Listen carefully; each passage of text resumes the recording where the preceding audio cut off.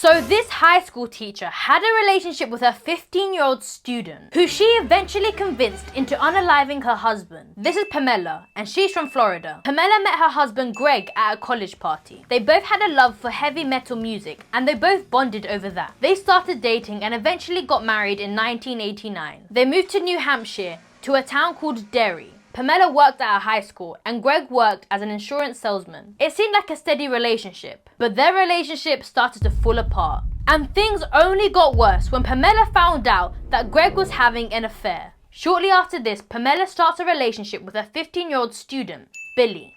Now, everyone in high school loved Pamela. She was young, funny, really fun, and everyone thought she was really cool. Especially Billy. Billy loved Pamela, and he would follow Pamela everywhere, and they eventually started to hang out every day. Pamela knew Bill was into her, and she liked it, even though she was 22 and he was 15. It really gave her a confidence boost after she found out her husband cheated on her. Pamela and Billy bonded over their love for heavy metal music, and Bill played the guitar, and this just made Pam really into this 15-year-old. Eventually, Pam invited Billy into her and Greg's home, and they started to get intimate, ultimately taking Billy's V card. They continued their affair for about 2 months. But there was one problem. Greg, Pamela's husband, instead of just filing for divorce like a normal person, Pamela starts planting the idea in Billy's head that Greg needs to go, like permanently. She tells Billy that they can't really be together unless her husband is out of the picture.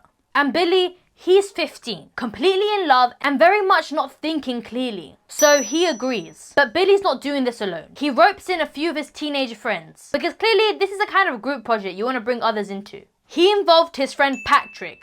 He was 16 years old. And another friend, JR, who supplied the gun taken from his dad's cabinet. And his third friend, Raymond. He is 18 years old. In May 1st, 1990, Billy and Patrick go to Pamela and Greg's house. Greg comes home from work, thinking it's just another day. But the second he walks through the door, Patrick tackles him and holds him down, while Billy pulls out the gun and shoots Greg in the head. They trash the place a bit to make it look like a robbery, and then they take off. Greg is dead.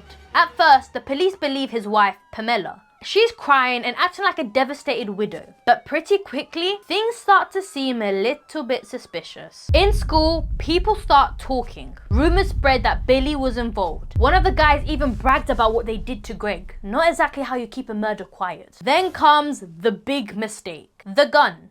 It turns out the gun used to kill Greg was stolen from JR's dad. When JR's dad finds out, he panics and takes it straight to the police. At the same time, Pamela's intern, Cecilia, tells the police that Pamela was acting strange and had mentioned Greg dying. So they ask Cecilia to wear a wire and secretly record Pamela. Pamela doesn't flat out confess. She says things like, "If you tell the truth, you send me to prison for life." That's all the police needed.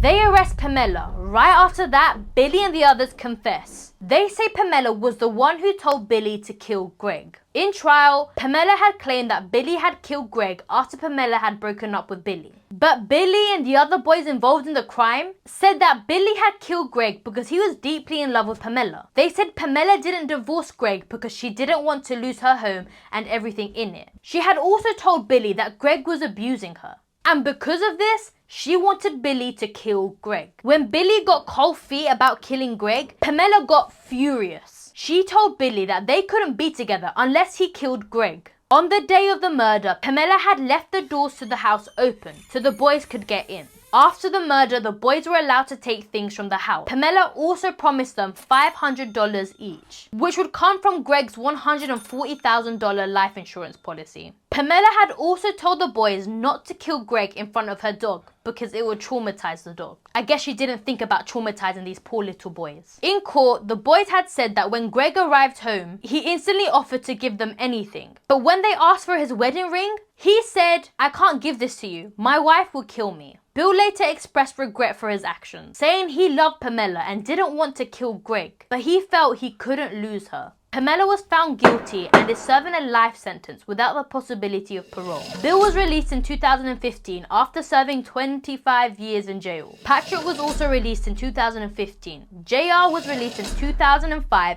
and Raymond received a shorter sentence and was also released. Pamela still claims she's innocent and wants a second chance. But honestly, I hope she rots in jail.